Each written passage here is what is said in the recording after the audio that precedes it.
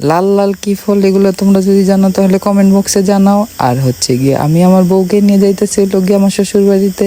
আমার বউর মুখেও হাসি, আমার মুখেও হাসি, কিন্তু বউর চেহারা দেখে মনে হয় একটু রাগ রাগ আছে। আর হচ্ছে গিয়ে আমি আমার শ্বশুর বাড়িতে নিতেছি প্রথম অবস্থায় স্পিরিট আর জুস, আর হচ্ছে গিয়ে সাথে একটা রুটি।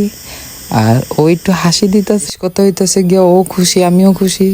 এখন ঈদটা করবো আমার শ্বশুর বাড়িতে। আপনারা যদি আমার ভিডিওটা ভালো লাগে তাহলে একটা শেয়ার, একটা কমেন্ট, একটা ফলো করে দিয়ে যান।